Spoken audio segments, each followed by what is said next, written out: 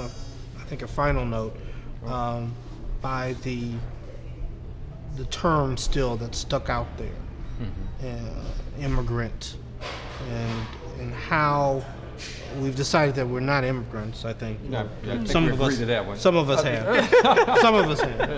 But you agree that we're not immigrants. So you agree we're not immigrants. I agree. We're in agreement. But I guess the last point is, for me, is how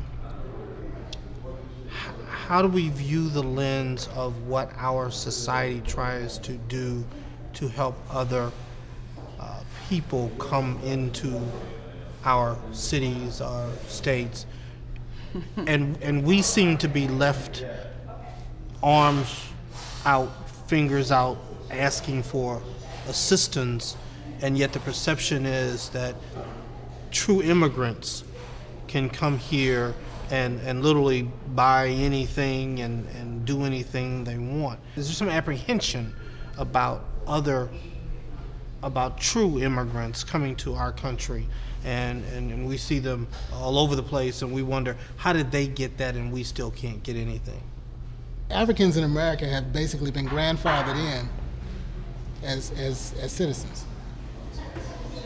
So oddly enough, we were not immigrants, but we became citizens. We were grandfathered in as citizens.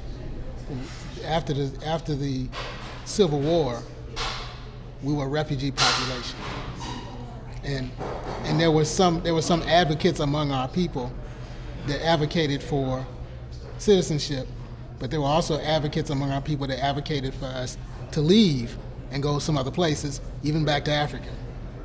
Okay. So what ended up happening was, for political reasons, a certain faction decided that they were going to turn us into citizens and use us as cannon fodder to meet their electoral and political goals. After that, we proceeded along a path of assimilation. And along that path of assimilation, we were still not really truly considered citizens.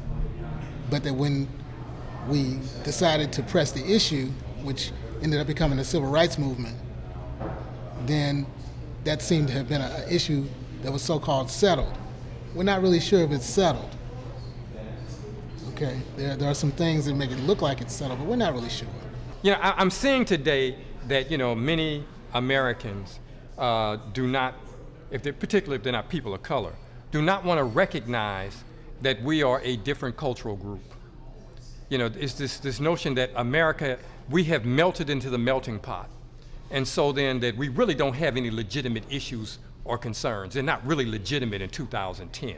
You have a black president now, so you don't have a legitimate issue.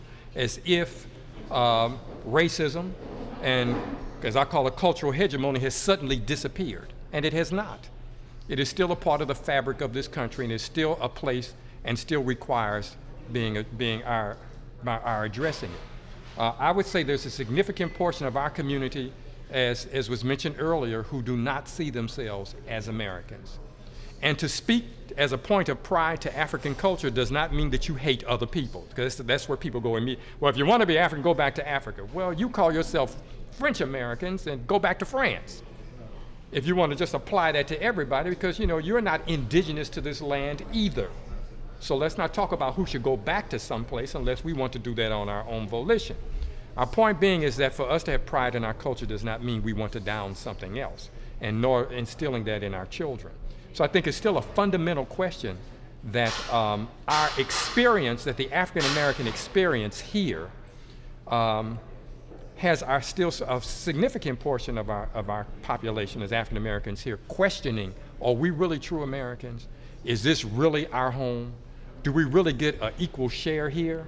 Or are we constantly put in a disadvantaged position where everyone else can reap the benefits and we don't get the full citizenship of what it means to be in America? But when folks ask that question of us, well, if you don't like it here, you can leave, you know, we have to remind them what the history has told us.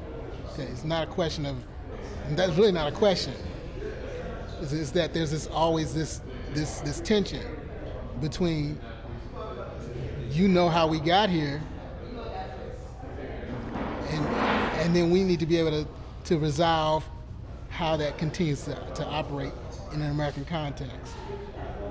So, let me end here. I want to thank you all for a wonderful evening. I'm sure that we're going to continue these conversations again.